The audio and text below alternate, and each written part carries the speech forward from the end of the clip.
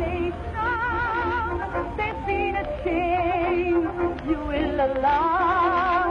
All those flats are filled with ladies, each 190 in the shades. Oh, you wouldn't know the old place now.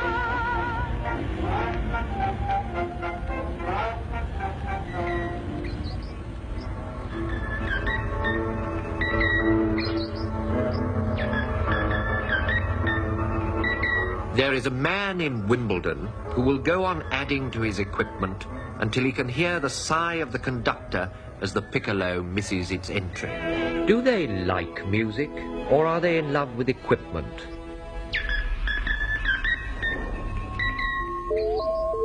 Is it all for the love of a crossover unit? Is it a soft spot for a tweeter that holds these faces in thrall?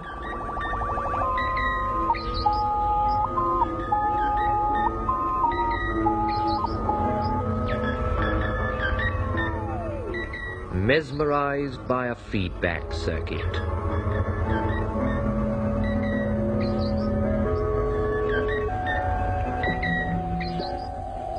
No bibliophile handles a rare binding more tenderly.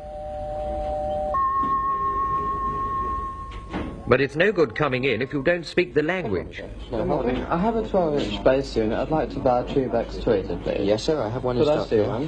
Yes, I do. It's a Tubex tweeter. That would cost £6 To go with that, of course, you'll need a crossover unit, which crosses over at 5,000 cycles and enables you to give the correct registers to the appropriate speaker.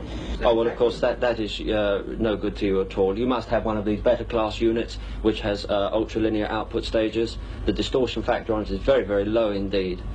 Somewhere in the region of 1% at 10 watts output. That will be £6 2 guineas, £1 4 and 6, £1 3 and 6, which gives you £10 14 and 7 shillings, £11 1 cent. Worth every penny.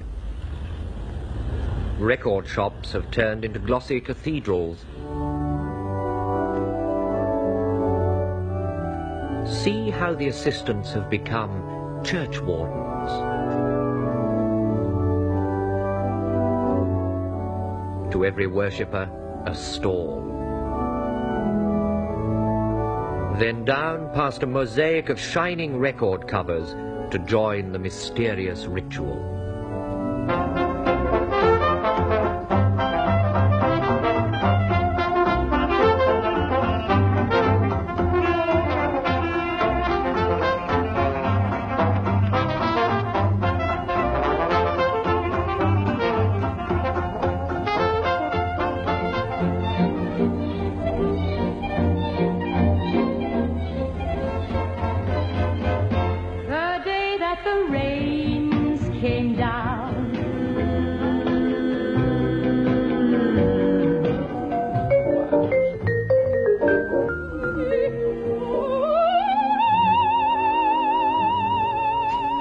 They don't care for clothes. Beautiful music.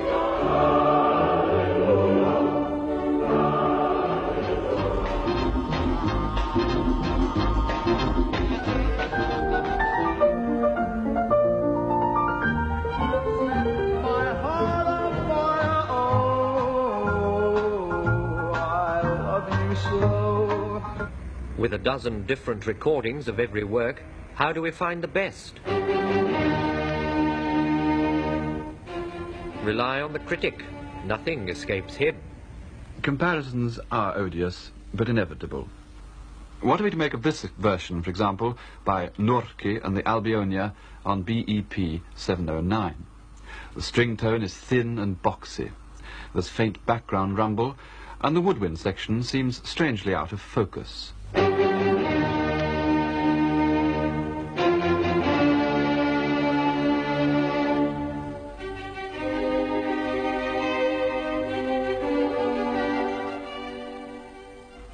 John Terps, on the other hand, has given us a rather dapper account of the symphony on XZLP 4137. I fear the engineers have picked up a trifle too much resonance, so that fortissimos ring round the room, building up mush. But it's a glowing account of the symphony nonetheless, and very different from Norki's interpretation.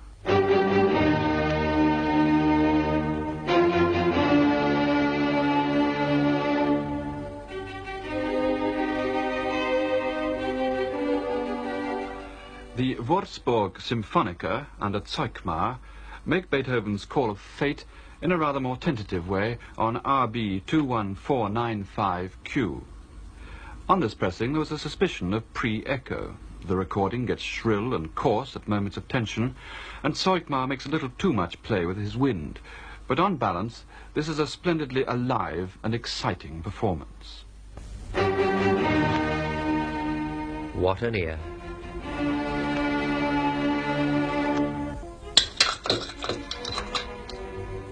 Is it a religion or a disease?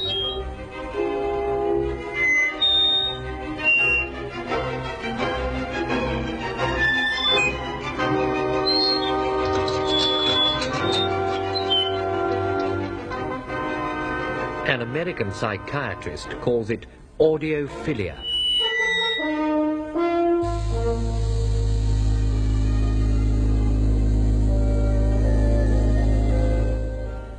And now, stereo, three-dimensional sound, the biggest contribution to music since Barnum and Bailey. A quiet evening with friends. And the new equipment. Hold it. Yes, sir. Quiet. Quiet.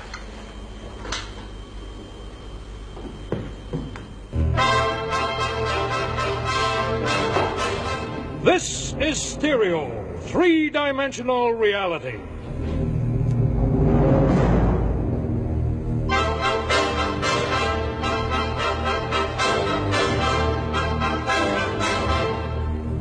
With stereo, an express train roars through your living room.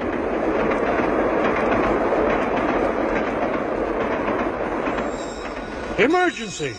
And with stereo, you are there. Or you can witness a thrilling game of ping pong.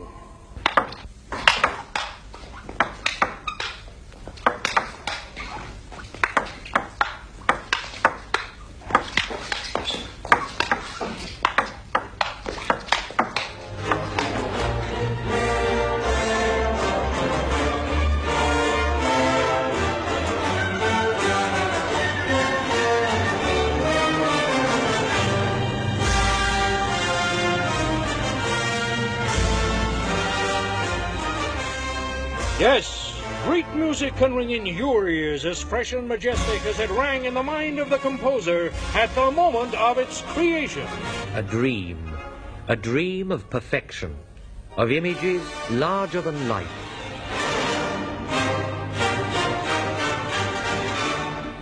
Of machines more sensitive than the ears they play to.